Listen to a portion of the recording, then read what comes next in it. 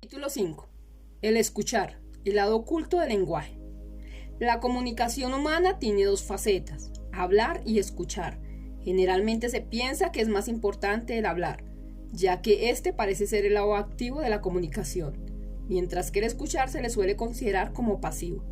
Se supone que si alguien habla lo suficientemente bien, fuerte y claro, será bien escuchado. A partir de esta interpretación, el escuchar generalmente se da por sentado y rara vez se le examina como un asunto problemático. Sin embargo, un nuevo sentido común acerca de la importancia del escuchar está emergiendo.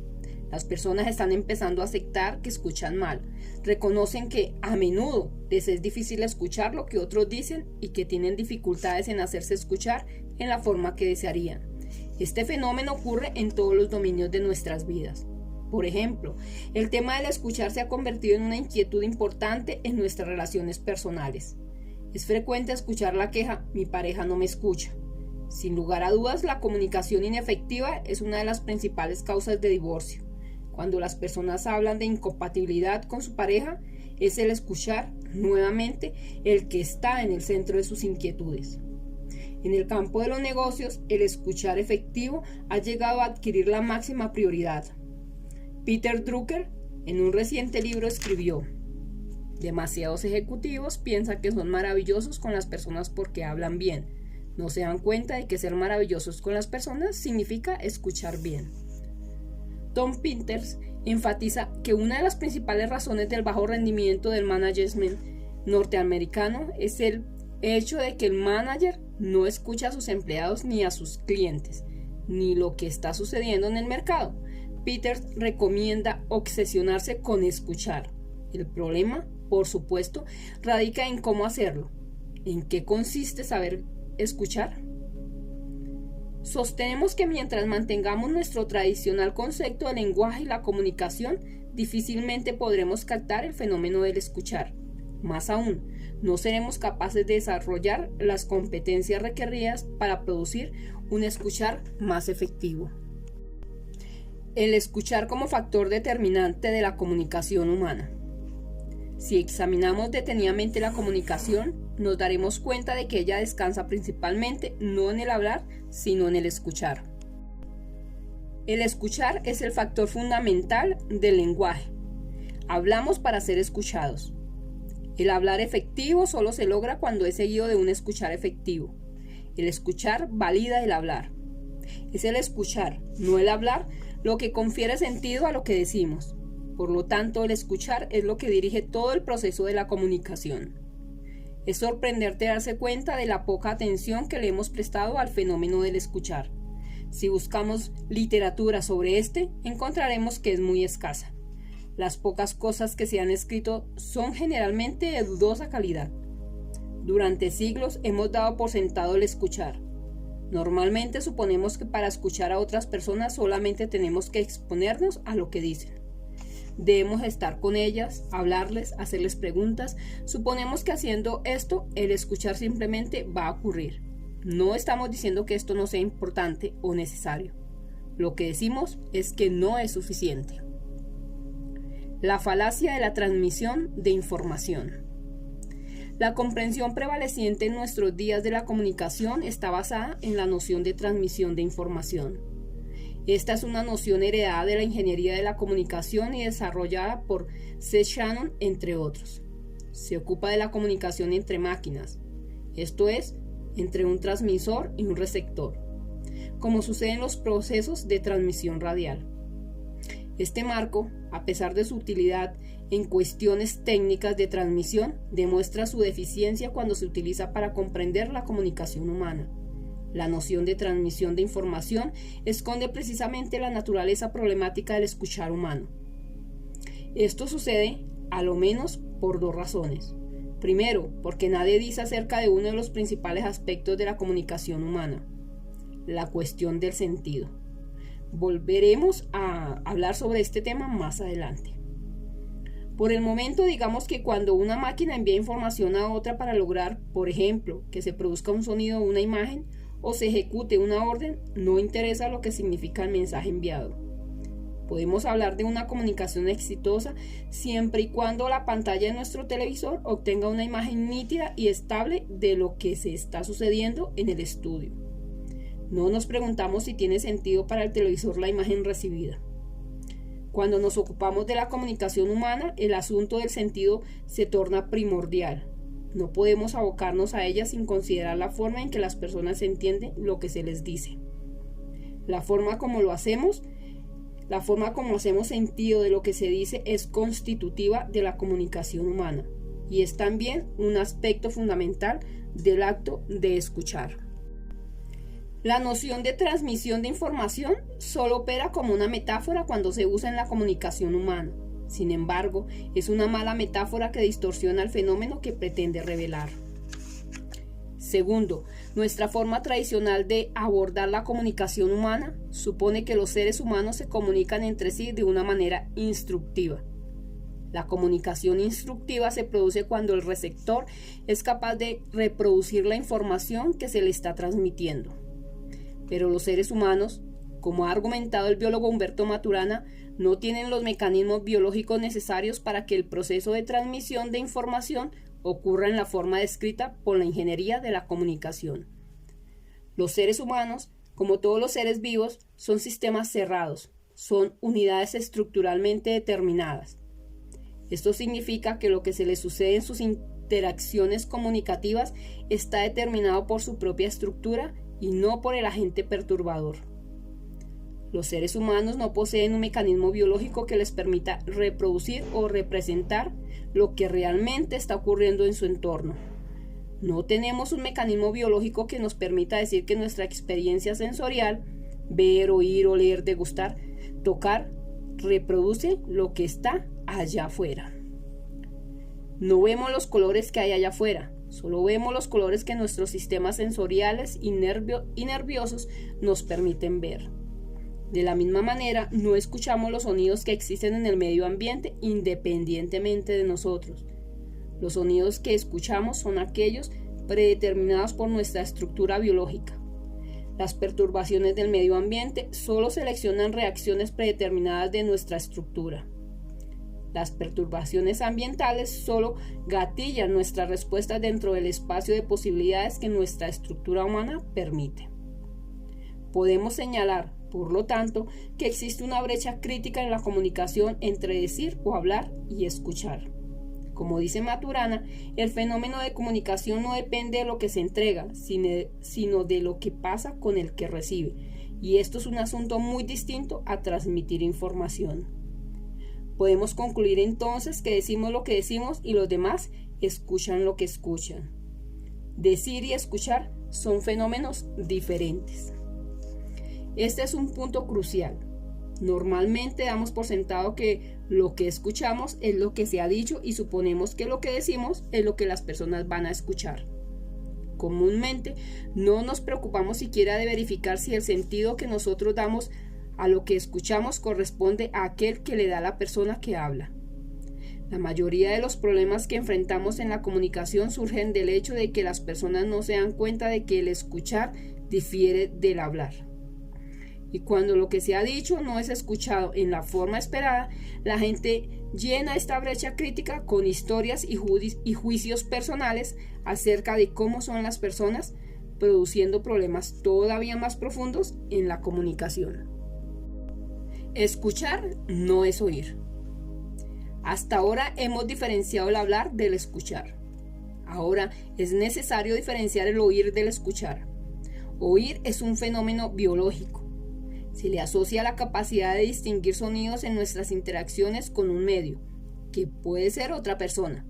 Oír es la capacidad biológica que poseen algunas especies vivas de ser gatilladas por perturbaciones ambientales en forma tal que generen el dominio sensorial llamado sonido. Determinadas perturbaciones ambientales generan en algunos organismos lo que llamamos el fenómeno del oír. Y estas mismas perturbaciones podrían no generarlo en otros organismos. Sabemos, por ejemplo, que los perros oyen algunas perturbaciones que los humanos no oímos. Esto sucede porque poseen una estructura biológica diferente. Los organismos que pertenecen a una misma especie comparten la misma estructura biológica y son normalmente gatillados de una manera similar por una misma perturbación. Escuchar es un fenómeno totalmente diferente, aunque su raíz es biológica y descansa en el fenómeno del oír. Escuchar no es oír. Escuchar pertenece al dominio del lenguaje y se constituye en nuestras interacciones sociales con otros. Lo que diferencia al escuchar del oír es el hecho de que cuando escuchamos generamos un mundo interpretativo. El acto de escuchar siempre implica comprensión y por lo tanto interpretación. Cuando atribuimos una interpretación a un sonido, pasamos del fenómeno del oír al fenómeno del escuchar. Escuchar es oír más interpretar. No hay escucha si no hay involucrada una actividad interpretativa. Aquí reside el aspecto activo del escuchar. Cuando observamos que escuchar implica interpretar, nos damos cuenta de que el escuchar no es la dimensión pasiva de la comunicación que se suponía que era. El factor interpretativo es de tal importancia en el fenómeno del escuchar que es posible escuchar aun cuando no haya sonidos y en consecuencia, aun cuando no haya nada que oír. Efectivamente no podemos escuchar los silencios.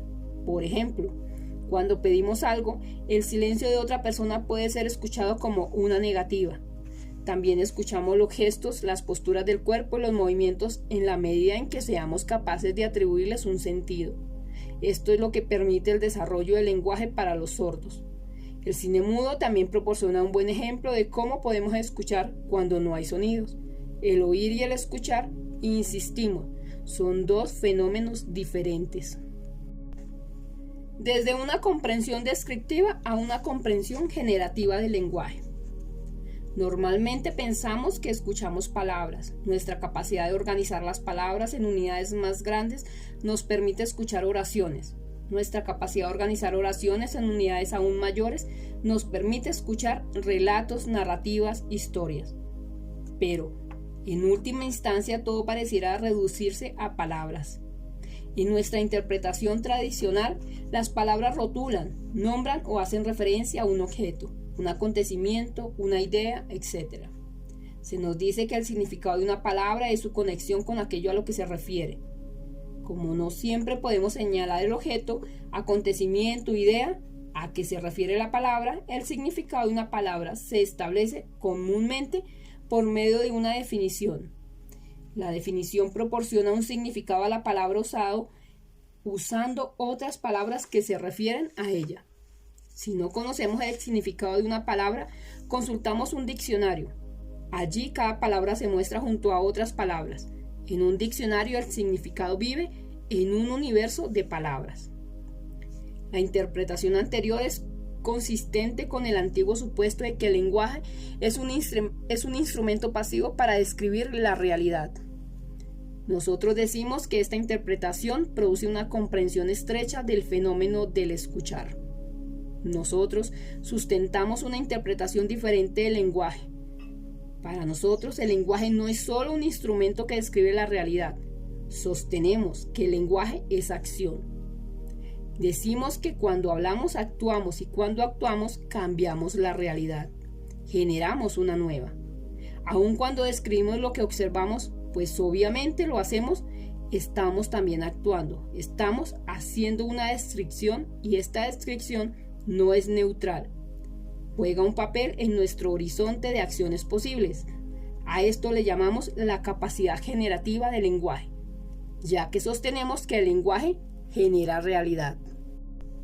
Basándonos en la premisa anterior, generamos una comprensión diferente de lo que es el fenómeno de conferir sentido.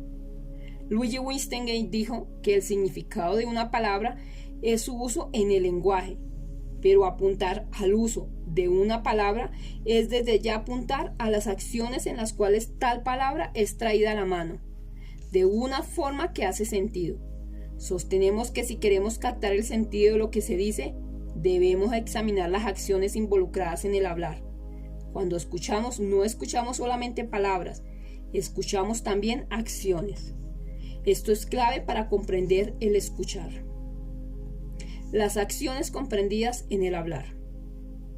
Cuando hablamos, normalmente no ejecutamos una acción, sino 3 tipos diferentes de acciones relevantes para el proceso de la comunicación humana.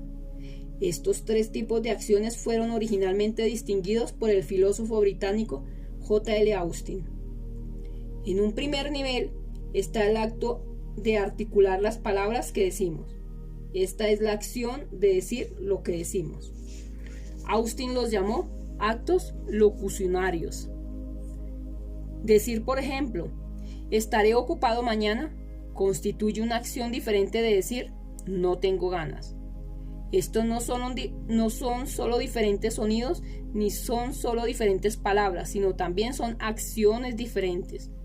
Como tales generan un escuchar diferente y consecuencias diferentes en nuestra coordinación de acciones con otros. En un segundo nivel está la acción comprendida en decir lo que decimos.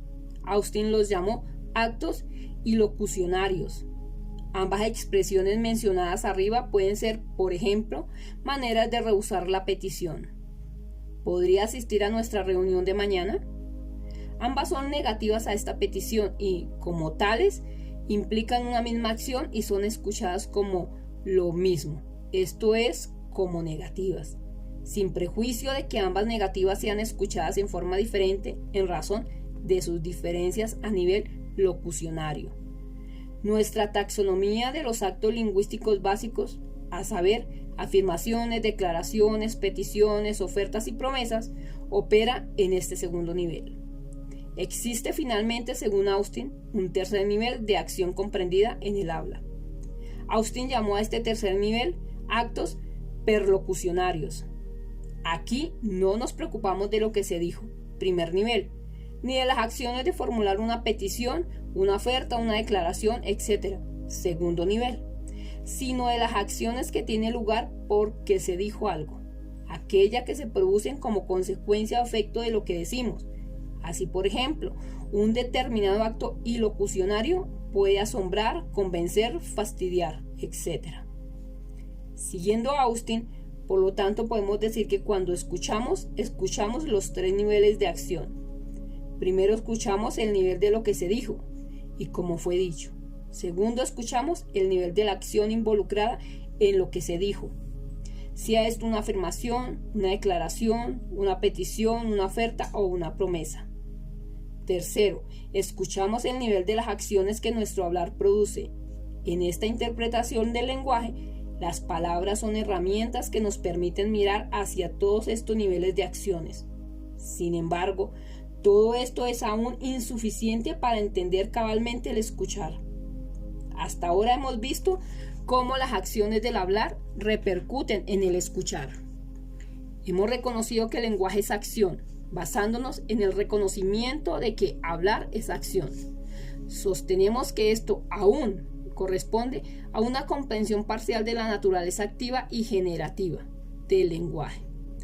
Lo que falta es ir más allá de la fórmula hablar igual acción y descubrir la naturaleza activa del escuchar. Examinaremos algunos ejemplos. Si presento a un cliente, ¿puedo llamarlo la próxima semana para continuar esta conversación? Y él replica, de acuerdo. Yo bien podría escuchar, además de su aceptación, él está interesado en mi producto.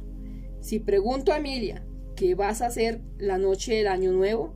Y ella responde, me quedaré en casa, yo podría escuchar, Emilia quiere eludir las tensiones que le producen las actividades sociales. Si mi hijo pregunta, papá, ¿me puedes dar $50? Yo podría escuchar, está planeando salir con su novia. Obviamente esto no fue lo que se dijo, pero sí fue lo que yo escuché. No nos olvidemos que decimos lo que decimos y escuchamos lo que escuchamos. En todos estos ejemplos, lo que escuchamos simplemente no fue dicho, pero no por eso implica que escuchamos mal. Por el contrario, podríamos estar escuchando en forma bastante efectiva. Postulamos que esta parte del escuchar, que va más allá del hablar, es un aspecto primordial del escuchar efectivo. Es más, se trata de un aspecto fundamental del fenómeno del escuchar humano. Ciertamente, lo que escuchamos puede a veces ser válido y otras no. ¿Dónde está la diferencia? ¿Cómo podemos aumentar nuestra capacidad para escuchar de un modo más efectivo? Para responder a esas preguntas debemos hacer algunas otras distinciones que nos llevarán más allá de las acciones directamente comprendidas en las interacciones comunicativas. El supuesto de intención para dar sentido a nuestras acciones. Hemos dicho que cuando escuchamos no solamente escuchamos las palabras que se hablan, también escuchamos las acciones implícitas en el hablar. Y hemos visto recién que escuchar estas acciones es solo una parte de lo que escuchamos. Escuchar las acciones implícitas en el acto de hablar no es suficiente para asegurar un escuchar efectivo. ¿Qué falta? ¿Qué más incluye el escuchar? Cada vez que escuchamos una acción, normalmente nos hacemos dos preguntas básicas. La primera es, ¿para qué está la persona ejecutando esta acción? La segunda es, ¿cuáles son las consecuencias de esta acción? Según la forma en que respondamos a estas preguntas, la misma acción puede ser escuchada de maneras diferentes. Nos vamos a ocupar aquí y en la siguiente sección de la primera de estas preguntas. Cuando escuchamos una acción, no solo la identificamos, también respondemos. De una u otra forma, la pregunta ¿para qué? Se está ejecutando la acción. O dicho de otra forma, ¿qué lleva a alguien a decir lo que dice? ¿Cómo hacemos esto? ¿Cuáles son las suposiciones que hacemos cuando respondemos la pregunta? Tradicionalmente nos hacemos cargo de la pregunta ¿para qué? Se efectúa una acción, bajo el supuesto de que tras ella hay lo que llamamos intenciones. Suponemos que normalmente encontraremos una intención tras la acción de una persona. Las acciones aparecen como respuestas a un propósito, un motivo o una intención. Y se supone que estas intenciones residen en nuestra conciencia o mente. Este supuesto, que se remonta al tiempo de los antiguos griegos, es uno de los cimientos de la tradición racionalista. El racionalismo supone que generalmente hay una intención o una meta consciente tras toda acción. La tradición racionalista busca las razones de las personas para actuar en la forma en que lo hacen. Una acción es considerada racional si corresponde a las intenciones conscientes que nos hemos fijado al ejecutarla. Desde esta perspectiva, uno de los factores básicos que hace que una acción tenga sentido en su intención, por lo tanto, una de las formas en que damos sentido a una acción es descubriendo la verdadera intención que hay tras ella. Una acción que es coherente con su razón o intención verdadera es una acción racional. Pero nos preguntamos, ¿tiene sentido postular la existencia de algo así como una verdadera intención tras una acción? La solución ofrecida por Freud. Este problema se le presentó también a Sigmund Freud y es quizás interesante examinar cómo lo encaró. Freud comenzó ejecutando dos contribuciones importantes en relación a este problema. La primera fue el señalar que los seres humanos actúan a menudo sin intenciones conscientes, sin un conocimiento claro de lo que hacen y de por qué lo hacen. La segunda es que aun cuando ellos creen saber por qué están haciendo lo que hacen, las razones que esgrimen pueden ser legítimamente impugnadas. Esto es precisamente parte de la labor de la terapeuta. Se permite impugnar las razones del paciente y ofrecer razones diferentes. Hasta aquí no tenemos problemas con Freud. Por el contrario, lo que nos está proponiendo nos resulta coherente y su posición, hasta ahora, la consideraremos una importante contribución. Sin embargo, discrepamos con los pasos siguientes dados por Freud como forma de generar una interpretación que sea coherente con su postulado de que la conciencia que los individuos tienen de las razones de su actuar, sus intenciones, no es confiable.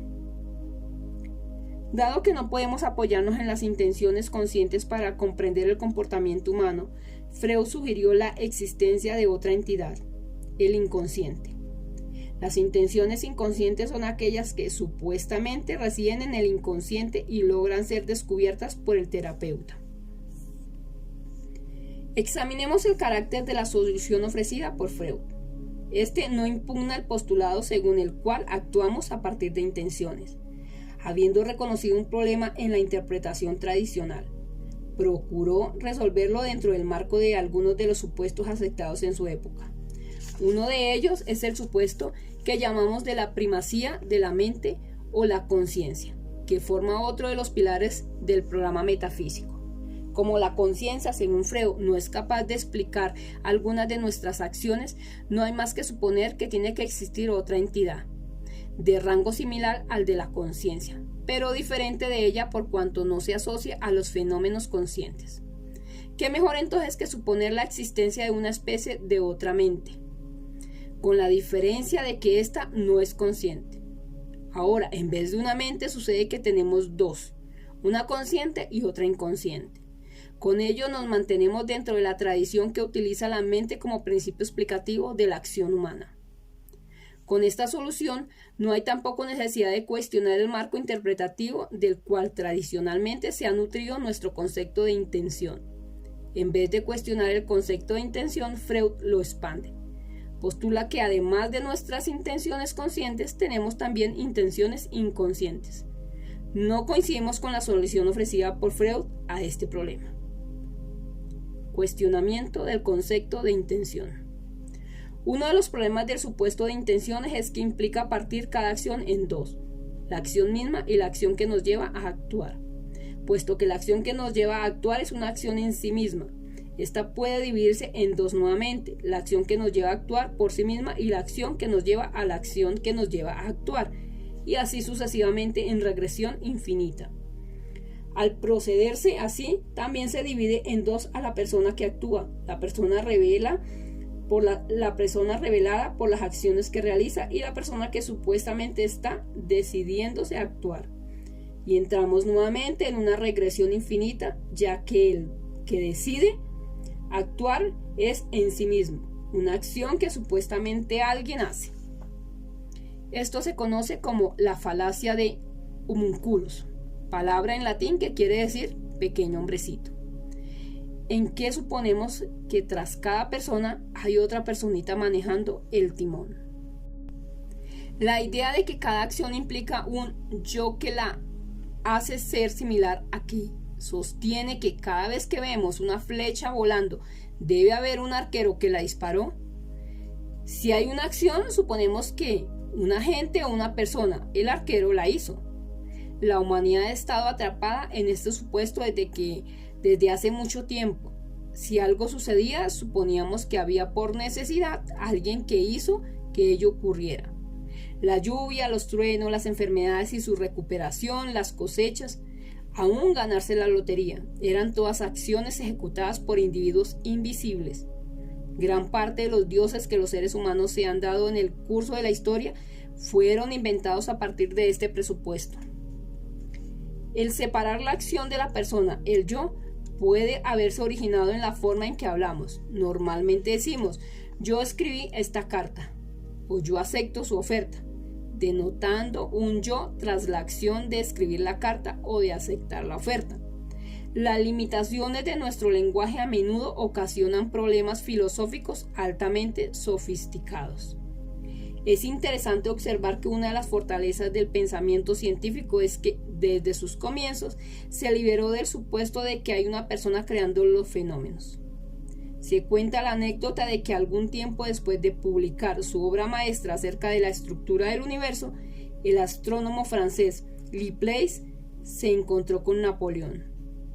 La anécdota señala que luego de felicitarlo por su obra, el emperador preguntó: Sir Laplace, ¿cómo pudo usted escribir esta obra tan larga sin mencionar ni siquiera una vez al creador del universo? A lo que Laplace contestó: Si je n'ai pas eu besoin de cette hypothèse, Majestad, no tuve necesidad de tal hipótesis. Friedrich Nietzsche fue nuevamente uno de los primeros pensadores en observar el hecho de que realizamos esta extraña operación de separación que hemos descrito arriba. Escribe Nietzsche: el lenguaje entiende y malentiende que todo hacer está condicionado por un agente, por un sujeto, del mismo modo que el pueblo separa el rayo de su resplandor y concibe al segundo como un hacer, como una acción de un sujeto que se llama rayo. Pero tal sustrato no existe, no hay ningún ser detrás del hacer, del actuar, del devenir el agente ha sido ficticiamente añadido al hacer. El hacer es todo. Al igual que Nietzsche, postulamos que el agente es una ficción, el hacer es todo. Sostenemos que la acción y el sujeto, el yo, que ejecuta la acción, no pueden separarse. En realidad son las acciones que se ejecutan las que están permanentemente constituyendo el yo. Sin acciones no hay yo, y sin yo no hay acciones. La flecha, el arco y el arquero, en este caso, se generan simultáneamente. La flecha que vuela está constituyendo al arquero. Somos quienes somos según las acciones que ejecutamos, y esto incluye los actos de hablar y de escuchar. Albert Einstein adoptó una posición similar en una conferencia que dictó en Inglaterra sobre la metodología de la física teórica. Dijo que si queremos entender lo que hace un científico, no debiéramos basarnos en lo que él nos diría acerca de sus acciones. Debiéramos limitarnos a examinar su obra. Esta es también una de las posiciones centrales de la epistemología desarrollada por el filósofo de las ciencias francés Gaston Bachelard.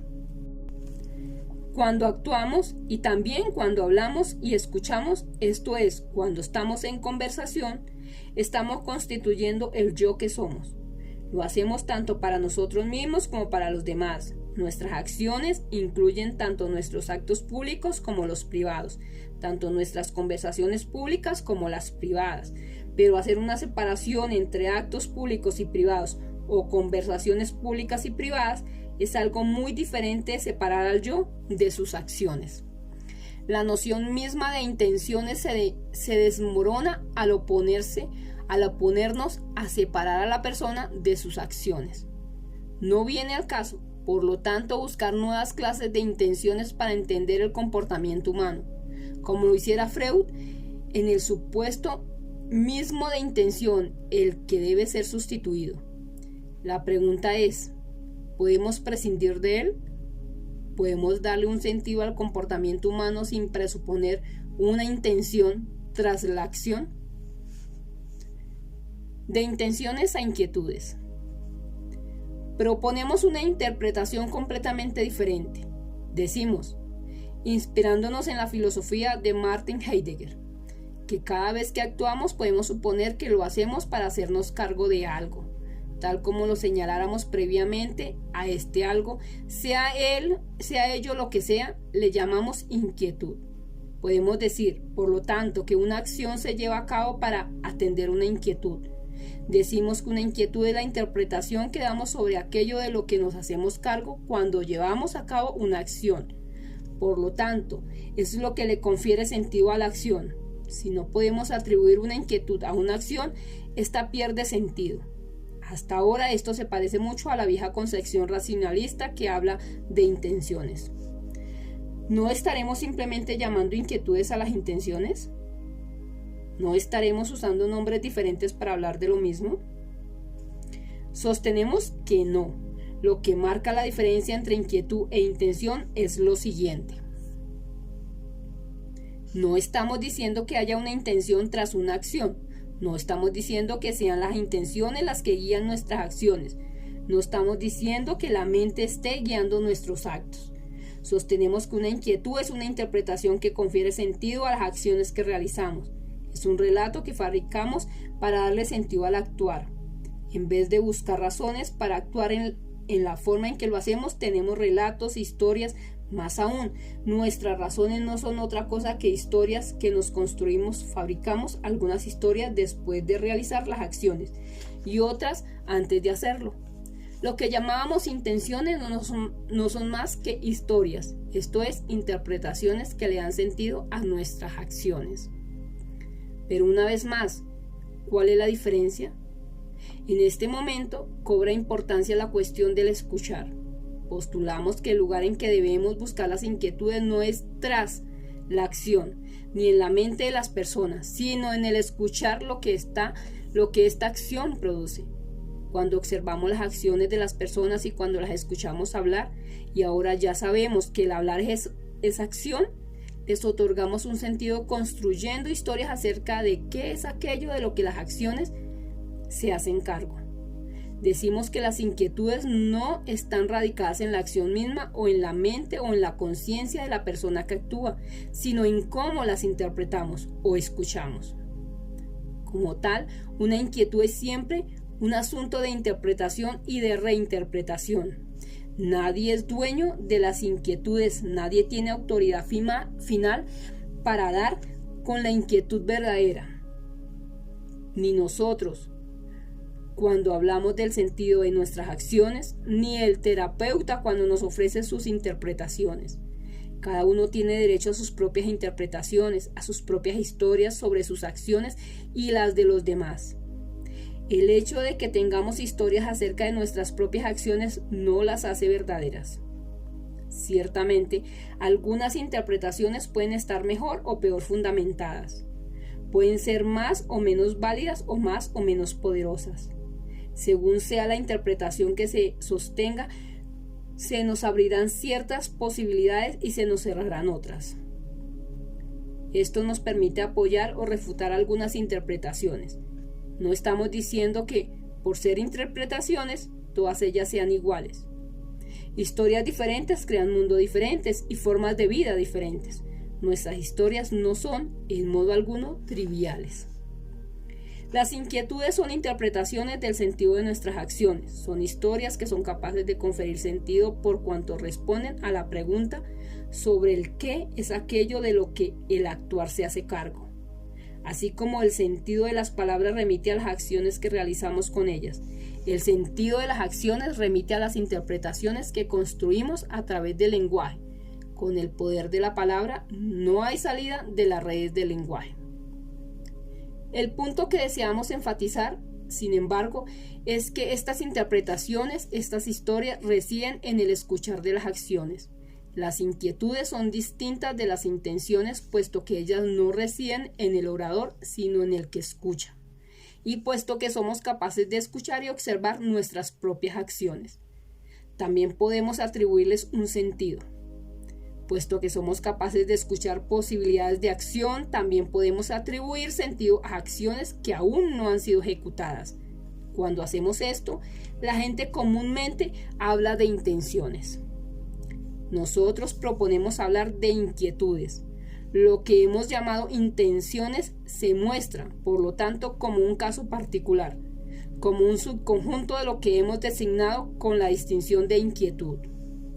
Cuando escuchamos, por lo tanto, escuchamos las inquietudes de las personas, escuchamos el por qué las personas realizan las acciones que realizan. Esto es lo que me permite escuchar que mi hijo quiere salir con su novia cuando me pide $50. Esto es lo que me permite escuchar que alguien desea hacerse rico cuando dice que quiere dedicarse a los negocios. Y esto es lo que me permite escuchar que mi esposa podría estar molesta cuando me dice que no tiene deseos de ir conmigo al cine. Nadie dijo lo que yo escuché, pero yo lo escuché de todos modos. Cuando escuchamos, no somos receptores pasivos de lo que se está diciendo. Por el contrario, somos activos productores de historias. El escuchar no es, como a menudo suponemos, el lado pasivo de la comunicación. Es completamente activo. Las personas que se saben escuchar son personas que se permiten interpretar constantemente lo que la gente a su alrededor está diciendo y haciendo. Quienes saben escuchar son buenos constructores de narrativa, buenos productores de historias. Para escuchar debemos permitir que los otros hablen, pero también debemos hacer preguntas. Estas preguntas nos permiten comprender los hechos, emitir juicios bien fundados y elaborar historias coherentes. Los que saben escuchar no aceptan de inmediato las historias que les cuentan. A menudo las desafían. No se satisfacen con un solo punto de vista. Están siempre pidiendo otra opinión, mirando las cosas desde ángulos diferentes. Como tejedores, producen historias que paso a paso permitirán ir distinguiendo con mayor claridad las tramas del acontecer. Al desplazarnos de las intenciones a las inquietudes, cambiamos radicalmente el centro de gravedad del fenómeno del escuchar. Al alejarnos del supuesto de que el acto de escuchar es pasivo, podemos ahora observar el escuchar como una acción a realizar, como una acción que puede ser diseñada, como una acción que se basa en competencias específicas que podemos aprender. Al reemplazar las intenciones por las inquietudes se realiza un vuelco copernicano. La búsqueda de las verdaderas intenciones de las personas ya no tiene ningún sentido. Cuando escuchamos, también construimos una historia acerca del futuro. Cuando escuchamos, no permanecemos como observadores neutrales e indiferentes. Estamos reconstruyendo las acciones del orador e inventando historias acerca de por qué éste dijo lo que dijo. Esto es, estamos respondiendo la pregunta de qué se está haciendo cargo el que habla al hablar. Sin embargo, hay un aspecto adicional que también participa en nuestro escuchar. Los seres humanos estamos obligadamente comprometidos con el mundo en que vivimos. Sabemos que lo que nos será posible en la vida no solo depende de nosotros, sino también de lo que acontezca en este mundo al que estamos atados y que llevamos siempre con nosotros. Una de las grandes contribuciones de Heidegger ha sido el postular que no podemos separar el ser que somos del mundo dentro del cual somos. El fenómeno primario de la existencia humana es ser en el mundo, o como le llama también Heidegger, Dasein.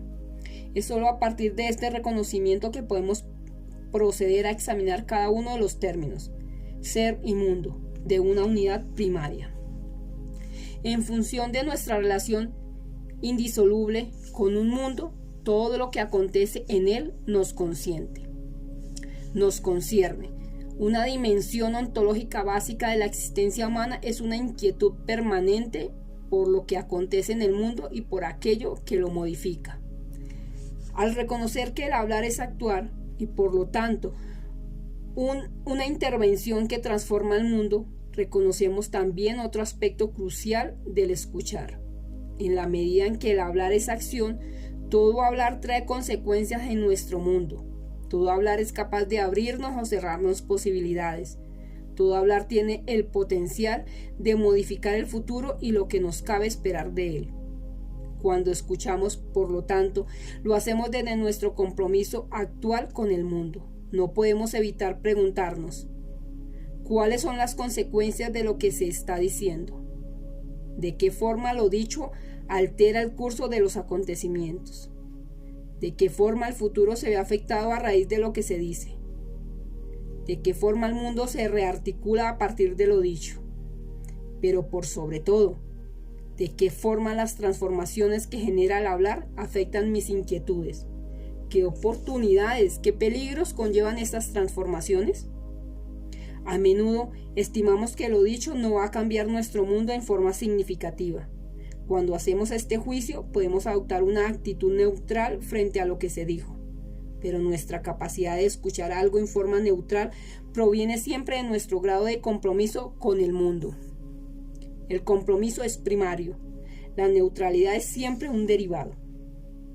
El escuchar trasciende, va más allá de nuestra capacidad de reconstruir las acciones comprendidas en el hablar.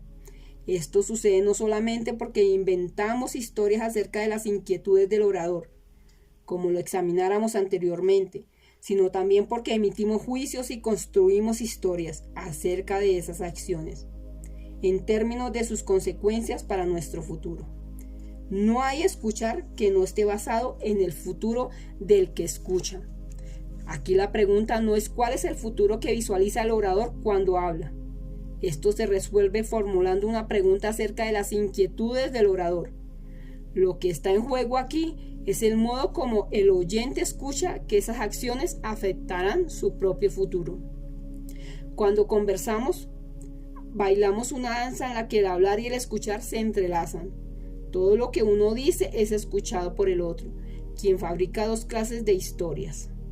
Una acerca de las inquietudes del orador cuando dice lo que dice, y la otra acerca de la forma en que lo que se dijo afectará el futuro del que escucha. Sus propias inquietudes. Ambas partes están haciendo esto al mismo tiempo. El filósofo alemán Hans-Georg Gadamer, discípulo de Martin Heidegger, le ha llamado la fusión de horizontes. Gadamer escribió: la fusión de horizontes que ocurre en el entendimiento es el real logro del lenguaje. La naturaleza del lenguaje es una de las interrogantes más misteriosas sobre las que el hombre puede reflexionar. El lenguaje está tan extrañamente cerca de nuestro pensamiento y cuando opera es un objeto tan minúsculo que parece escondernos su propio ser. Lo que es interesante señalar, sin embargo, es que esta fusión de horizontes, o fusión de historias, como la llamaríamos nosotros, sucede en el escuchar de ambas partes. Cada parte aporta no tan solo una historia a la conversación, ambas contribuyen con dos. Una sobre las inquietudes de su interlocutor y la otra sobre sí mismo. En el acto de escuchar, ambas partes producen esta fusión de horizontes. La forma en la que la fusión se realiza en cada una de ellas nunca es la misma. La matriz básica del escuchar. Es importante detenernos por un momento y hacer una recapitulación sobre el camino recorrido. Ello nos dará la oportunidad de alcanzar una visión de conjunto, hacer algunas aclaraciones adicionales y mover la argumentación a un terreno diferente. Lo que hemos sostenido hasta ahora es que el fenómeno del escuchar surge cuando, a partir de nuestra capacidad biológica de oír sonidos, somos también capaces de remitir esos sonidos a un dominio consensual en el que para una comunidad determinada ellos se ven iluminados de sentido. Dentro de una comunidad, esos extraños sonidos que sus miembros emiten abren la posibilidad de coordinar acciones conjuntamente y de coordinar la coordinación de sus acciones. Los sonidos emitidos dejan de ser simplemente ruidos y pasan a ser palabras, oraciones, narrativas. Su intercambio constituye el mundo de las conversaciones. El escuchar, por lo tanto, implica ir más allá de la capacidad de oír los sonidos en cuanto sonidos y ser capaces de interpretar su sentido en virtud de su referencia al dominio consensual. Escuchar, hemos dicho, es oír más interpretar. El factor decisivo en esta ecuación es el de la interpretación. La gran contribución de la lingüística ha sido el estudiar el lenguaje como un sistema de signos y por lo tanto de sonidos que remiten a determinados referentes y que están sujetos a determinadas normas de funcionamiento entre sí. La gran contribución de la filosofía del lenguaje ha sido el superar la tradicional concepción descriptiva del lenguaje y el reconocimiento del lenguaje como acción y por tanto con capacidad de transformar el mundo. La ontología del lenguaje busca llevar la comprensión de este al ámbito de una comprensión diferente de la existencia humana. Su mirada, por lo tanto, es existencial. Es dentro de este contexto que estamos analizando el fenómeno del escuchar. Hasta el momento hemos postulado que el escuchar, una vez rescatado de una interpretación que lo circunscribe a una dinámica al interior de un sistema de signos, remite a tres ámbitos diferentes. El ámbito de la acción, el ámbito de las inquietudes que le confieren sentido a la acción y el ámbito de lo posible, definido por las consecuencias de las acciones del hablar. Volvamos brevemente la mirada sobre cada uno de estos tres ámbitos. A. El ámbito de la acción. Una primera forma a través de la cual conferimos sentido al hablar y que por lo tanto constituye el escuchar, guarda relación con identificar las acciones comprometidas en el hablar. A este respecto, utilizábamos la propuesta de Austin para hablar de tres tipos de acciones involucradas: las acciones locucionarias, las ilocucionarias y las perlocucionarias. Las acciones locucionarias, decíamos, son aquellas que tienen relación con lo que se dice. Las acciones ilocucionarias tienen relación con aquello que se ejecuta al decir lo que se dice: afirmar, declarar, pedir, ofrecer y prometer. Y las acciones perlocucionarias con los efectos en el otro que resultan del decir lo que se dijo: indignar, persuadir, enternecer, etc.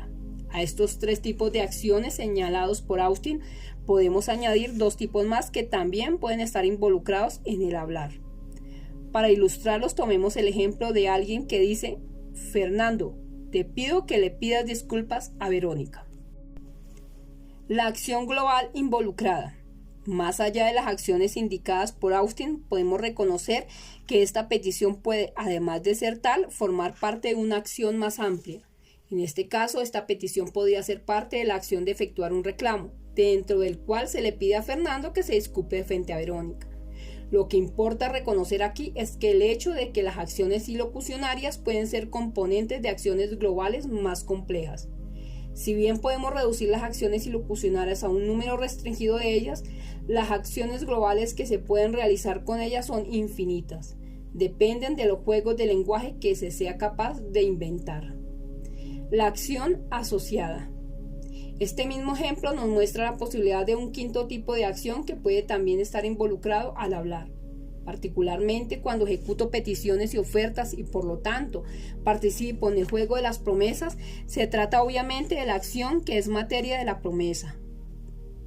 En este caso, la acción de pedirle disculpas a Verónica, llamaremos a esta la acción asociada a la acción ilocucionaria.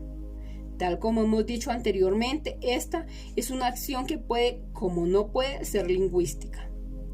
B. El ámbito de las inquietudes.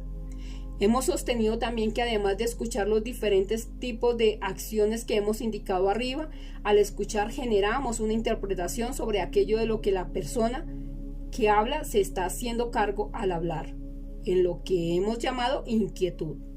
Examinemos qué importancia puede tener el saber escuchar en el ámbito de las inquietudes.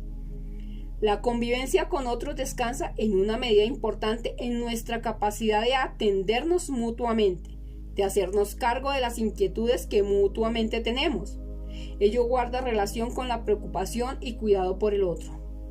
Una de las maneras de realizar esto es a través del cumplimiento de las peticiones que el otro nos hace. Esta, sin embargo, no es la única forma. Una buena relación interpersonal, sea esta de pareja, de padres e hijos, de trabajo o con nuestros clientes, descansa en medida importancia en nuestra capacidad de hacernos cargo del otro antes de que éste lo pida. Esto lo logramos escuchando las inquietudes del otro y haciéndolas nuestras. Con ello procuramos evitarle a la otra persona que llegue al punto en que tenga que pedir. Sabemos que cuando se pide, de alguna forma ya se llega tarde.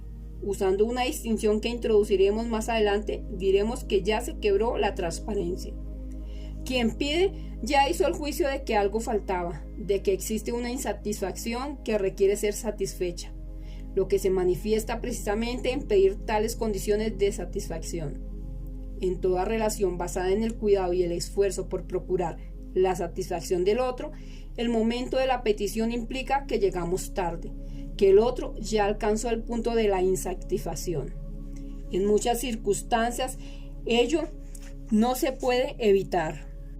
No existe, por ejemplo, un matrimonio que sea tan perfecto que los cónyuges no se vean obligados a hacerse peticiones. Pero mientras menos tengamos que pedir para alcanzar satisfacción, mejor será la relación. Lo mismo podemos decir sobre la relación con nuestros clientes. Mientras menos el cliente tenga que recurrir a nosotros para encontrar satisfacción, mejor será el producto que le vendamos. Un buen servicio, por muy importante que sea, no sustituye un producto que no se requiere del servicio. El saber escuchar las inquietudes del cliente para luego poder hacernos cargo de ellas es factor determinante en nuestra capacidad de producir calidad. Cualquier labor que se caracteriza por brindarnos apoyo logístico al trabajo de otro, tomemos el de una secretaria, se alcanza no solo a través del adecuado cumplimiento de las peticiones que se hacen, por sobre todo ello, se logra a través de la capacidad de hacerse cargo de las inquietudes de quien se sirve, antes incluso de que ellas lleven a hacer peticiones. Lo más importante es la preservación de la transparencia en el funcionamiento del otro. Mientras menos se tenga que pedir, mejor. En muchos casos, porque somos capaces de escuchar las inquietudes del otro, podemos estar en condiciones de hacernos cargos de él, de maneras que ni siquiera a éste le son imaginables, y por lo tanto ofrecerle condiciones de satisfacción que éste no sabría cómo pedir, en lo que normalmente hace un buen vendedor. Este logra mostrarnos cómo un determinado producto se hace cargo de inquietudes nuestras que antes de conversar con él no teníamos. No es que no supiéramos que las teníamos, sino que estaban allí. Cabe preguntarse, ¿dónde? Solo aparecerán cuando yo hago mía la interpretación que me propone el vendedor. C. El ámbito de lo posible. Si aceptamos que hablar es actuar, reconocemos que el hablar modifica el mundo, el estado de las cosas y que por consiguiente el hablar trae consecuencias. En otras palabras, el hablar rearticula el mundo como espacio de lo posible. Luego que alguien dice algo, nuevas posibilidades emergen y antiguas posibilidades dejan de existir. Lo que antes estaba cerrado se abre y lo que estaba abierto se cierra. Porque se tuvo o quizás porque no se tuvo una determinada conversación, nuestras vidas toman una u otra dirección. Porque alguien nos dijo o quizás no nos dijo algo, porque nosotros dijimos o quizás no dijimos algo. Devenimos en una persona diferente. Cuando escuchamos, por lo tanto, podemos observar cómo el mundo y otros nosotros dentro de él nos transformamos por el poder del lenguaje. Al escuchar, podemos preguntarnos sobre las consecuencias que trae aquello que se dijo, sobre cómo ello se relaciona con nuestras inquietudes, sobre las nuevas acciones que a partir de lo dicho es ahora posible tomar. Nos podemos preguntar sobre las nuevas oportunidades que se generan a partir del hablar, sobre las nuevas amenazas que se levantan. Podemos preguntarnos sobre las acciones que permiten hacerse cargo tanto de las unas como de las otras. Los grandes políticos, los grandes empresarios, los grandes profesores, los grandes vendedores, los grandes negociadores, en una palabra, todos aquellos que tratan con personas y son efectivos en lo que hacen, saben escuchar cómo el hablar modifica lo posible. Es muy probable, sin embargo, que si les preguntamos qué entienden por lenguaje, sus respuestas no le reconozcan el carácter generativo. Pero en su quehacer concreto, ese reconocimiento existe. Son personas a quienes no se les escapa que a partir de que se dijo algo, emergen o se diluyen posibilidades. Lo dicho nos lleva a reconocer el poder de las conversaciones. Todos hemos tenido la experiencia de salir de una conversación y reconocer que el mundo es otro, que se han abierto o cerrado puertas, que podemos entrar a espacios que antes nos estaban vedados o que algo muy valioso se rompió mientras se conversaba. En una conversación, el hablar de uno modifica lo posible para el otro, permitiéndole a este decir lo que antes no habría dicho. Este decir, a su vez, le modifica lo posible al primero, quien descubre ahora la posibilidad de decir algo sobre lo que jamás antes había pensado, y así sucesivamente. En ello reside el gran poder de las conversaciones. Los grandes seductores son maestros en el arte de modificar lo posible a través de las conversaciones. Lo mismo sucede con los grandes creadores. Ellos saben de la importancia de entrar en interlocución personal o a través de sus obras, con aquellos que podrán estimular este proceso dinámico de apertura de lo posible. Lo que apuntamos nos permite entender cómo determinadas circunstancias sociales puedan generar microculturas virtuales en las que, en razón a las dinámicas conversacionales internas, se producen múltiples estallidos creativos en quienes participan en ellas. Casos como estos abundan en la historia de la humanidad.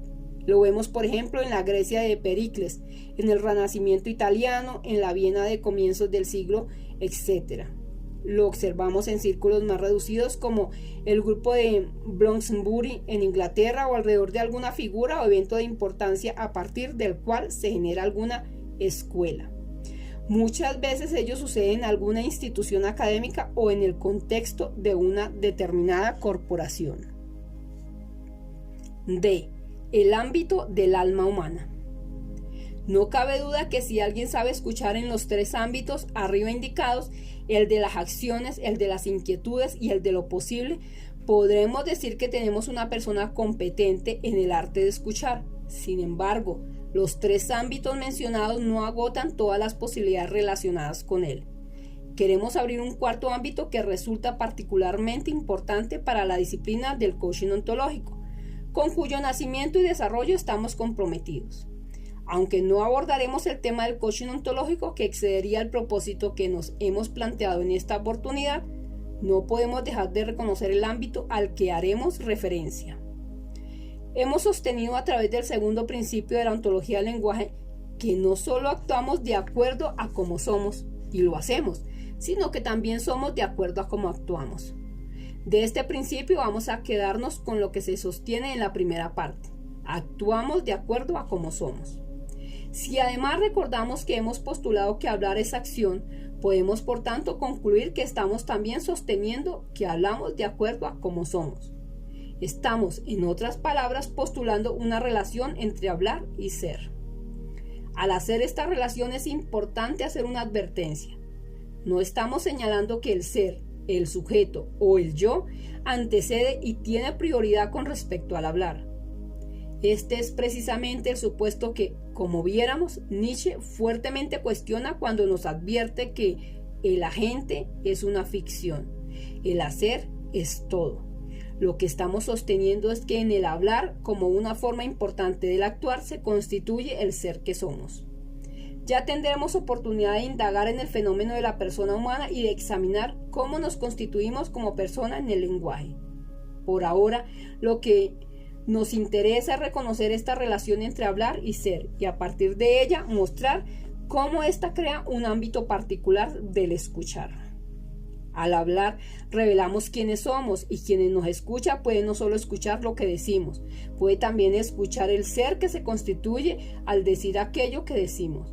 El hablar no solo nos crea, sino también nos da a conocer, nos abre al otro, quien a través del escuchar tiene una llave de acceso a nuestra forma de ser, a lo que llamamos el alma humana. Tal como dijéramos, este es el tipo de escuchar que es propio del coaching ontológico. Se trata de un escuchar que trasciende lo dicho y que procura acceder al ser. Es precisamente en este sentido que se trata de un escuchar ontológico.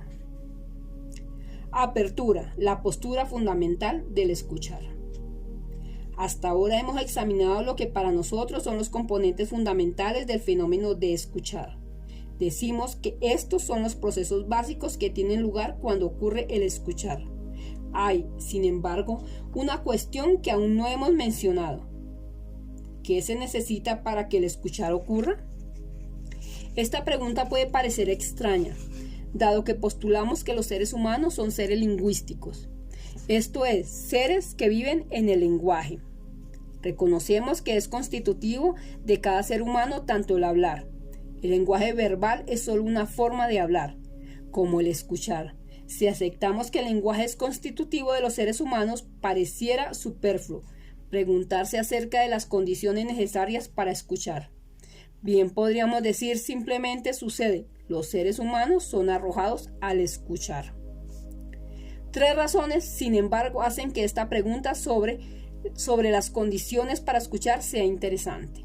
En primer lugar, ¿existe una razón empírica? A través de ella se reconoce que, además del hecho de que somos animales que escuchan, nuestra capacidad para hacerlo no es la misma. Hay personas que escuchan mejor que otras. Bien podría valer la pena, por lo tanto, indagar acerca de las condiciones que están detrás de esas diferencias. En segundo lugar, esta pregunta tiene sentido a un nivel más profundo. Aunque estemos arrojados al escuchar, de todos modos podemos mirar el fenómeno del escuchar como algo que podemos intentar explicar, algo que podríamos querer comprender. Al hacer esto contribuimos a disolver uno de los muchos misterios que rodean el lenguaje. En tercer lugar, al examinar las condiciones del escuchar, lo convertimos no solo en un aspecto determinado de la vida humana, sino en un dominio para el aprendizaje y diseño. Por lo tanto, esto tiene un lado práctico. Al identificar las condiciones requeridas para escuchar, podemos intervenir a nivel de ellas y mejorar nuestras competencias para un escuchar efectivo. Habiendo dicho lo anterior, nos damos cuenta de que esta misma pregunta acerca de las condiciones requeridas para escuchar puede ser contestada en dos niveles diferentes. Un nivel mira el fenómeno de escuchar como surgiendo de una disposición humana fundamental. El otro divide esta disposición básica en varios segmentos o dominios que pueden ser tratados independientemente unos de otros. En esta sección vamos a examinar el escuchar como surgiendo de una postura humana fundamental en la vida. Postulamos que el acto de escuchar está basado en la misma ética que nos constituye como seres lingüísticos. Esto es, en el respeto mutuo, en aceptar que los otros son diferentes de nosotros, que en tal diferencia son legítimos y en la aceptación de su capacidad de tomar acciones en forma autónoma de nosotros. El respeto mutuo es esencial para poder escuchar. Sin la aceptación del otro como diferente, legítimo y autónomo, el escuchar no puede ocurrir. Si ello no está presente, solo podemos proyectar en los otros nuestra propia manera de ser. En vez de hacer eso, cuando escuchamos nos colocamos en la disposición de aceptar la posibilidad de que existan otras formas de ser diferentes de la nuestra. Sosteníamos anteriormente que al hablar nos abríamos a la posibilidad de exponer el ser que somos, que al hablar hacemos accesible nuestra alma, que hay en ello una particular apertura hacia el otro. Pues bien, esta misma apertura debe estar también presente, aunque esta vez de manera diferente en cuanto a acogida en quien escucha. H.G. Gadamer ha visto una vez más la importancia de la disposición de la apertura hacia los otros como el aspecto fundamental del fenómeno del escuchar, y dice: en las relaciones humanas, lo importante es experimentar el tú como realmente un tú, lo que significa no pasar por alto su planteamiento y escuchar lo que tiene que decirnos. Para lograr esto, la apertura es necesaria, pero ya existe en último término, no solo para la persona que uno escucha, sino más bien toda persona que escucha es fundamentalmente una persona abierta. Sin esta clase de apertura mutua no pueden existir relaciones humanas genuinas. El permanecer juntos siempre significa también ser capaces de escucharse mutuamente. Cuando dos personas se entienden, ello no significa que una entiende a la otra en el mismo sentido de escrutarla. De la misma forma, escuchar y obedecer a alguien no significa simplemente que nosotros accedamos ciegamente a los deseos del otro. A una persona así la llamamos esclavo. La apertura hacia el otro, por lo tanto, incluye el reconocimiento de que debo aceptar algunas cosas que van en mi contra, aun cuando no haya nadie que me lo pida. Humberto Maturana expresa este mismo punto de vista cuando sostiene que la aceptación del otro como un legítimo otro es un requisito esencial del lenguaje. Si no aceptamos al otro como un legítimo otro, el escuchar estará siempre limitado y se obstruirá la comunicación entre los seres humanos. Cada vez que rechazamos a otro, sea un socio, un cliente, un empleado, un competidor, un país, restringimos nuestra capacidad de escuchar. Producimos la fantasía de escuchar al otro mientras nos estamos básicamente escuchando a nosotros mismos. Al hacer esto, nos cerramos a las posibilidades que los demás están generando. ¿Qué circunstancias afectan esta apertura considerada como un requisito fundamental para escuchar? Cada vez que ponemos en duda la legitimidad del otro, cada vez que nos planteamos como superiores al otro sobre la base de la religión, sexo, raza o cualquier otro factor que podamos utilizar para justificar posiciones de egocentrismo, de etnocentrismo, de chauvinismo, etc.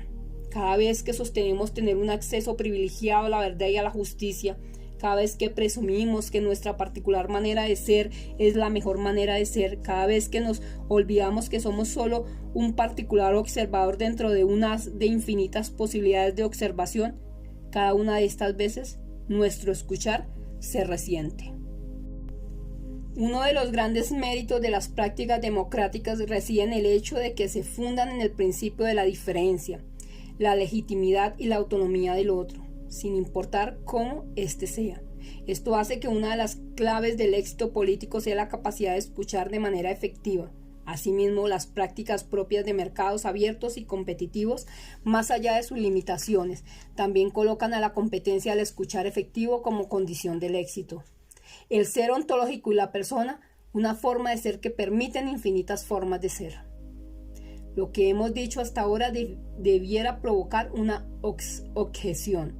Al principio de este documento nos opusimos tenazmente a la noción de que podríamos comprender el fenómeno del escuchar basándonos en el concepto de transmisión de información. Sostuvimos que esta noción desconoce el que los seres humanos son unidades estructuralmente determinadas, sistemas cerrados, esto es, sistemas que no pueden representar lo que acontece en el medio en el que se desenvuelven. Sin embargo, Hemos llegado a plantear que una condición fundamental del escuchar es la actitud de apertura. Por lo tanto, podríamos razonablemente preguntar, ¿cómo se puede producir esta apertura si se supone que somos sistemas cerrados? En verdad, no podemos abrirnos en el sentido de que el escuchar a otro nos diga cómo ese otro es realmente.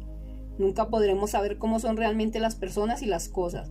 Somos incluso un misterio para nosotros mismos, tal como hemos estado insistiendo una y otra vez. Solamente sabemos cómo las observamos y cómo las interpretamos. El escuchar es parte de esta capacidad de observación e interpretación.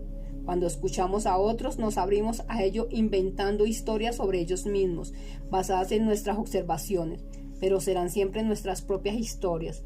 La distinción de apertura solo tiene sentido dentro del reconocimiento que los seres humanos son sistemas cerrados. ¿Qué significa entonces apertura? Para contestar a esta pregunta debemos dar un corto rodeo. Ser humano significa compartir una forma particular de ser, la manera humana de ser. Esta forma de ser nuestra es lo que nos diferencia de otros seres, sean ellos animales, cosas, eventos. Podemos decir, por lo tanto, que todos los seres humanos comparten una misma forma de ser, aquella que nos hace humanos. Y en ese sentido, cada ser humano es la expresión total del fenómeno de ser humano. No podemos hablar de seres humanos que lo sean solo a medias parcialmente. Aun cuando se trate de individuos a los que les pueda faltar alguno de sus miembros, ello no los hace menos humanos. La condición humana no se constituye en el dominio de nuestra biología, sino en el del lenguaje. De allí que digamos que el lenguaje nos hace ser como somos en cuanto seres humanos. Todo ser humano, por lo tanto, es un ser humano completo en cuanto ser humano, lo que no niega que como parte de la propia condición humana, ser humano significa un tránsito por la existencia desde una fundamental y permanente incompletud. Lo que la filosofía de Martin Heidegger ha hecho es precisamente explorar este modo común de que todos los seres humanos compartimos a lo que llamara el Dasein. Su preocupación principal era revelar la manera particular de ser de los seres humanos. Gran parte de su filosofía está dirigida hacia esta indagación. Vamos a llamar a esta manera de ser que comparten todos los seres humanos su ser ontológico. Esta es una distinción arbitraria, por lo tanto, cuando hablemos del ser ontológico estaremos hablando del modo de ser que todos los seres humanos tienen en común. No vamos a desarrollar aquí lo que Heidegger sostuvo que era constitutivo del ser humano y por lo tanto constitutivo de su ser ontológico. Esto nos llevaría más allá de los propósitos de este trabajo. Sin embargo, entre los elementos que Heidegger señaló, podemos reiterar su postulado de que los seres humanos son seres cuyo mismo ser un asunto relevante para ellos. Ser humano significa hacerse cargo en forma permanente del ser que se es. En este sentido que sostenemos que el ser ontológico está siempre desgarrado por un sentido fundamental de incompletud. Los seres humanos no tienen una esencia fija. Lo que es esencial en ellos, en el sentido de rasgo genérico y por lo tanto ontológico, es el estar siempre constituyéndose, estar siempre en un proceso de devenir. Esto hace que el tiempo sea un factor primordial para los seres humanos. Al mismo tiempo, sin embargo, dentro de esta forma común de ser que nos hace humanos, tenemos infinitas posibilidades de realización. La forma en que cuidamos de nosotros mismos, la manera en que abordamos el sentirnos incompletos, nos hace ser individuos muy diferentes. Llamamos persona a las diferentes maneras en que los distintos individuos realizan su forma común de ser, como seres humanos. Como individuos somos, por un lado, todos iguales en cuanto a nuestro ser ontológico, genérico, ya que compartimos las formas básicas de ser que nos hacen a todos humanos, y por el otro, somos diferentes personas. Todos resolvemos los enigmas de la vida de diferentes maneras. Postulamos que el fenómeno del escuchar está basado en estas dos dimensiones fundamentales de la existencia humana, ser ontológico y personas. Somos capaces de escucharnos entre nosotros porque compartimos una forma común de ser, y a este respecto todo otro es como nosotros. Nuestro ser ontológico nos permite entender a otros, puesto que cualquier otro ser humano es un camino posible de realización de nosotros mismos, de nuestro propio ser. Sin embargo, al mismo tiempo somos personas diferentes. No nos hacemos cargos, no atendemos a nuestro ser común en la misma forma. Es porque somos diferentes que el acto de escuchar se hace necesario. Si no fuésemos diferentes, ¿para qué escuchar en primer lugar? Si no fuésemos diferentes, el acto de escuchar sería superfluo. Pero debido a que compartimos una misma condición ontológica, el escuchar se hace posible. Estos son, decimos, los requisitos básicos para escuchar. Por lo tanto, dado que somos sistemas cerrados, se deben realizar dos movimientos fundamentales. Por una parte, debemos distanciarnos de nosotros mismos, de esa manera particular de ser que nos diferencia de los otros individuos. Al hacer esto, aceptamos la posibilidad de que existan otras formas particulares de ser, otras personas, diferentes de la nuestra. A esto se refiere Gadamer cuando habla de apertura. Por otro lado, debemos afirmar el hecho de que compartimos una forma común de ser con la persona que nos está hablando. Debemos concedernos plena autoridad en cuanto somos una expresión válida del fenómeno general de ser humano. Esto es lo que nos permite comprender las acciones de otras personas, comprender a las personas que son diferentes de nosotros. A partir de este terreno común es que interpretamos al otro, que fabricamos nuestras historias acerca de las acciones que los otros realizan. Todo otro es el reflejo de un alma diferente en el trasfondo de nuestro ser común. ¿Por qué cuando leemos buena literatura comprendemos perfectamente a personajes tan diversos como Otelo, Shakespeare, Emma Bovary, The Flower, El Príncipe Miskin, de Dostoyevsky, Jane Eyre, de Charlotte, Gatsby, de Scott Fitzgerald? ¿Por qué sucede esto si los personajes son tan diferentes de nosotros? Más aún, ¿cómo es posible que todos esos autores pudieran alcanzar tal dominio y comprensión de sus personajes? Para entenderlos y para ser capaces de escribir sobre ellos, nos distanciamos de la persona que somos para excavar en nuestro ser ontológico, en nuestro ser compartido con otros. Nos despojamos de lo que nos hace ser un individuo particular y observamos a otros desde lo que tenemos en común con ellos. La literatura clásica es aquella que logra penetrar más profundamente en nuestro ser ontológico y que, por tanto, se eleva por sobre las dimensiones más contingentes del alma humana. El fenómeno del escuchar, en consecuencia, implica dos movimientos diferentes. El primero nos saca de nuestra persona, de esa forma particular de ser que somos como individuos. Y el segundo afirma y nos acerca a nuestro ser ontológico, aquellos aspectos constitutivos del ser humano que compartimos con los demás. Solo podemos escuchar a los demás porque sus acciones son para nosotros acciones posibles, acciones que nosotros mismos podríamos ejecutar.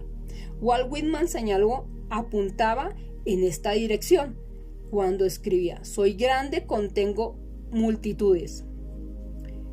Contenemos las posibilidades de cualquier otro ser humano. Terencio, en la época de los romanos, hacía decir a uno de sus personajes: Homo sum, humani nihil ame alienum putu. Hombre soy, nada de lo humano me es ajeno. Dominios de observación para desarrollar un escuchar efectivo. Habiendo ya identificado la actitud fundamental y los requisitos necesarios para generar el fenómeno del escuchar, podemos ahora avanzar y examinar otros dominios concretos que están relacionados con la comunicación humana. La interacción comunicativa es como una danza, implica la coordinación de las acciones con otra persona. Por lo tanto, tal como hacemos al ejecutar un paso de danza, cuando digo algo a alguien, ese alguien generalmente me responderá dentro del espacio de posibilidades que se ha creado por lo que dije. Por ejemplo, si pido algo, mi interlocutor normalmente responderá aceptando, rehusando o postergando su promesa, haciendo una contraoferta, etc. Sus acciones en esta danza conversacional están muy bien definidas por los movimientos ya ejecutados en esta conversación. A esto le llamaremos el contexto de la conversación. El contexto de la conversación es uno de los factores que condicionan nuestro escuchar. Cualquier cosa que se diga es escuchada dentro del contexto de la conversación que estamos sosteniendo. Usualmente esto define lo que esperamos escuchar. Si hacemos una petición, escucharemos cualquier respuesta que se dé como una aceptación, rechazo, postergación del compromiso. Tomemos algunos ejemplos. Si pregunto a Carlos, ¿me puedes pasar la pimienta? Y él responde, estoy leyendo. Probablemente escucharemos a esa respuesta como un no. Pero si pregunto a Carlos, ¿qué estás haciendo? Y obtengo la misma respuesta, estoy leyendo, el significado de la respuesta será muy diferente. Un silencio, por ejemplo, puede ser escuchado algunas veces como rechazo, aceptación, ignorancia, timidez, según el contexto de la conversación. Incluso un no puede a veces ser escuchado como sí, dependiendo del contexto. Muchas personas tienen dificultades para observar el contexto de una conversación. Esto genera todo tipo de problemas en su comunicación. Otro factor importante que afecta a nuestro escuchar es el estado emocional de la conversación. El estado emocional es una distinción a través de la cual damos cuenta de una predisposición o falta de ella para la acción. Si sucede que estoy de mal humor, digamos que estoy enojado, probablemente no estaré disponible para ciertas conversaciones o para realizar ciertas acciones que esas conversaciones comprendan. Asimismo, si estoy resignado, probablemente no escucharé las posibilidades que una persona con otro estado emocional está en condiciones de escuchar. Siempre estamos en un estado emocional u otro. Según ese estado, el mundo y el futuro nos parecerán diferentes. Nuestro estado emocional tiñe la forma en que vemos el mundo y el futuro. Asimismo, también tiñe lo que escuchamos. En algunos casos habrá acciones que nuestro estado emocional nos impide escuchar. En muchos otros casos, el significado que daremos a ciertas acciones y las posibilidades que veamos como consecuencia de ellas serán completamente diferentes si el estado emocional es distinto. Si nos interesa escuchar efectivamente, deberemos habituarnos a observar, en primer lugar, nuestro estado emocional cuando conversamos y, en segundo lugar, el estado emocional de la persona con quien conversamos. No importa cuán claramente nos hayamos expresado ni cuán claras sean todas las acciones que esa conversación implica. No seremos escuchados como esperamos si el estado emocional no es el adecuado para llevar a cabo la conversación. No olvidemos que decimos lo que decimos y escuchamos lo que escuchamos. No solo es importante observar el estado emocional de las personas cuando entablamos una conversación. La conversación misma está permanentemente generando cambios de estados emocionales en quienes participan en ella. Lo que decimos, cuando lo decimos y cómo lo decimos provoca diferentes estados emocionales en la persona que escucha. Diferentes conversaciones tienen estados emocionales distintos. Los podemos cambiar al cambiar de conversación. Puede usted observar los diferentes estados emocionales en las conversaciones mencionadas arriba. ¿Me puedes pasar la pimienta? Estoy leyendo. Versus, ¿qué estás haciendo? Estoy leyendo. Diferentes estados emocionales producen un escuchar distinto. Para comunicarnos de manera efectiva debemos llegar a ser buenos observadores del estado emocional de una conversación. Hay muchas maneras de juzgar el estado emocional de las personas. Lo que dicen normalmente lo refleja. La forma en que hablan nos permite escuchar cómo están viendo el mundo y cuál es su posición respecto del futuro. No obstante, además de las conversaciones, también podemos juzgar el estado emocional de las personas observando su cuerpo. Hemos dicho que el estado emocional implica una disposición para la acción. Normalmente esta disposición se muestra en las posturas que adopta nuestro cuerpo. Un experto en trabajo corporal comentaba una vez que la forma en que nos paramos revela la forma como nos paramos en el mundo. Nuestras posturas físicas son también formas en las que nuestra alma, nuestra forma de ser, se manifiesta. Otro factor que debe ser mencionado en nuestra historia personal. La gente escucha aquello que se les dice en forma diferente, según sus experiencias personales. Ustedes pueden haber hecho el ejercicio de leer un poema a un grupo de personas y preguntarles después qué han escuchado. Generalmente nos sorprendemos al observar cuán diferente ha sido el escuchar de cada uno. Lo que el mismo poema fue capaz de evocar en diferentes individuos, las mismas oraciones, las mismas palabras, leídas a todas ellas en un mismo momento, les evocan diferentes imágenes, diferentes recuerdos, diferentes emociones, diferentes mundos. Nuestra historia personal desempeña un importante papel en determinar no solo quiénes somos, sino también lo que seremos en el futuro. Siempre escuchamos a partir de esa historia. El presente hereda del pasado inquietudes, posibilidades que aceptamos y que negamos y mucho más. Nuestra historia de experiencias personales se reactualiza en la capacidad de escuchar que tenemos en el presente. Esta historia personal abre o cierra nuestro escuchar. Es uno de los principales filtros que siempre tenemos con nosotros cuando nos comunicamos. Si queremos comunicarnos de manera efectiva, es importante que nos preguntemos cómo nuestra historia personal podría estar afectando la forma en que escuchamos y cómo la historia personal de la persona con quien estamos hablando puede afectar su capacidad de escuchar.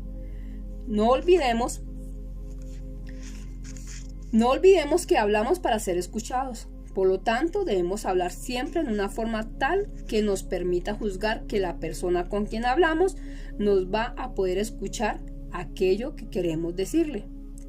Cuando hablamos, no solo coordinamos acciones con otros, también participamos en crearnos una identidad con las personas que nos escuchan. Cualquier cosa que digamos contribuye a crear esta identidad en el dominio público. Al hablar, como ya lo apuntáramos, la gente no solamente escucha las acciones comprendidas en el discurso, sino que también emite juicios y desarrolla historias sobre la persona que habla. Estos juicios abarcan dominios muy diferentes. Pueden decir, por ejemplo, que esta persona es creativa, esta otra es egoísta, esa es irresponsable, etc. Hay un dominio, sin embargo, que tal como fuera reconocido anteriormente, tiene especial importancia en el modo en que somos escuchados, el dominio de la confianza. Decimos que este es un dominio importante, puesto que la confianza afecta directamente la credibilidad de lo que decimos y por consiguiente la forma en que somos escuchados. Si los otros no tienen confianza en nosotros o si nosotros no confiamos en la persona con quien estamos hablando, la brecha crítica entre lo que decimos y cómo ello es escuchado se agranda. Cuando decimos, por ejemplo, te pagaré $200 el martes, vamos a ser escuchados en forma muy diferente según si confían o no en nosotros. Lo que estamos diciendo, por lo tanto, es que cada vez que hablamos estamos construyendo nuestra identidad en el escuchar de los demás y que esta identidad va a afectar la forma en que seremos escuchados en el futuro. De manera inversa, cada vez que escuchamos a alguien, nuestro escuchar también se ve afectado por la identidad que para nosotros tiene esa persona. La identidad mutua que las personas tienen entre sí afecta la forma en que se escuchan unas a otras. Cuando escuchamos, no solo lo hacemos como individuos, también escuchamos desde nuestro trasfondo histórico. Los seres humanos somos seres históricos y tal como apuntáramos originalmente, incluso nuestra propia individualidad es el producto de condiciones históricas particulares. Como individuos somos la encarnación de nuestro trasfondo histórico. Cuando hablamos de nosotros como seres históricos es conveniente hacer una distinción entre dos subdominios particulares: los discursos históricos y las prácticas sociales. Los discursos históricos son esas metanarrativas, metarrelatos o metaexplicaciones que generan identidades colectivas. Un discurso histórico normalmente precede al individuo que adhiere a él, está allí cuando nace. Podemos hablar, por ejemplo, de discursos históricos cristianos, budistas, islámicos, de la misma forma en que podemos hablar de los discursos franceses, norteamericanos o japoneses. Podemos hablar de discursos históricos regionales, gallego, andaluz, cordobés, porteño o étnicos, coreanos, judíos, afroamericanos, hispanos. También la ciencia, el amor romántico, la medicina, permiten ser vistos como discursos históricos. Los discursos históricos son importantes para entender el fenómeno del escuchar porque son campos de generación de sentido. Algo dicho es escuchado en forma muy diferente según los discursos históricos que somos. Las inquietudes y los problemas que tenemos como seres humanos, por ejemplo, normalmente se constituyen en los discursos históricos que las personas encarnan. Un mismo hecho puede constituir un problema para un musulmán y puede pasar inadvertido a un norteamericano. Algunos discursos históricos están contenidos en un texto o grupo de textos fundamentales: la Biblia, el Talmud, el Corán, la Declaración de los Derechos del Hombre, etc.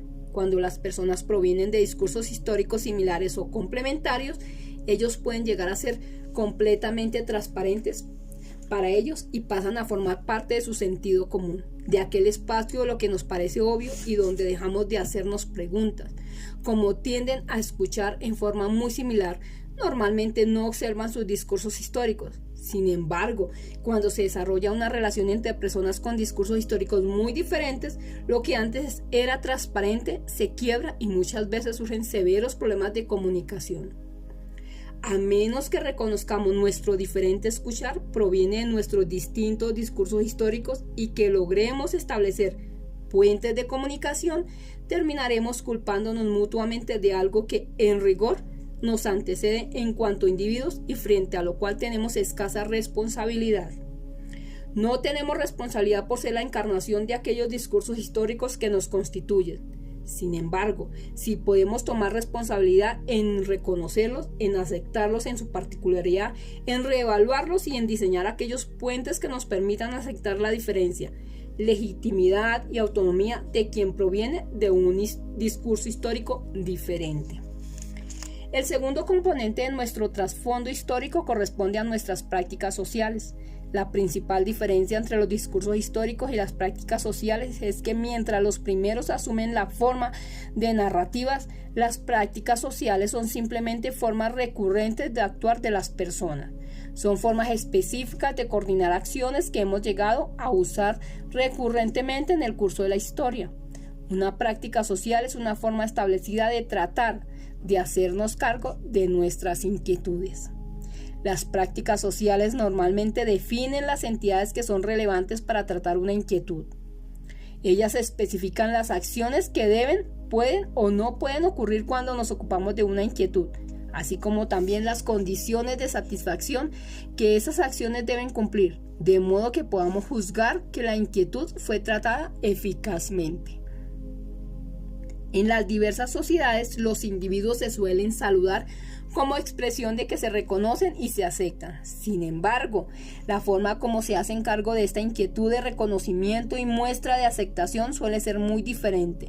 Esto sucede no porque haya una metanarrativa acerca del sentido de darse la mano, hacer una reverencia o besarse, sino debido a la existencia de diferentes prácticas sociales. No existe necesariamente un relato que explique por qué hay que hacer las cosas de una determinada forma. Se hacen de esa forma simplemente porque esa es la forma como en esa comunidad se hacen las cosas. Se trata del resultado de una particular deriva histórica que impuso una forma determinada de comportarse. Si nos comportamos en una forma que no es aceptada por una sociedad determinada, la manera en que seremos escuchados podría ser muy perjudicial para nosotros. El novelista checo Milan Kundera nos relata en uno de sus libros cómo escuchó una declaración de amor de parte de una mujer que trabajaba en su casa editora de París. Esto era, sin embargo, el resultado del hecho de que la práctica social de cerrar una carta era muy diferente en Francia y en Checoslovaquia. Al escuchar, no es un fenómeno sencillo. Muchos factores intervienen en la forma en que escuchamos y en la forma en que se nos escucha. A partir de nuestra antigua comprensión del lenguaje, es difícil, sin embargo, captar todo lo que está en juego cuando escuchamos. Sostenemos que en un mundo tan diversificado como el nuestro, el escuchar ha llegado a ser un asunto de vital importancia para asegurar no solo la comunicación efectiva y el éxito personal, sino la convivencia misma. Hoy en día tenemos el imperativo de aprender a escuchar mejor para ser capaces de vivir juntos en armonía. Esto ha llegado incluso a ser una cuestión en la que está en juego la propia sobrevivencia de la humanidad.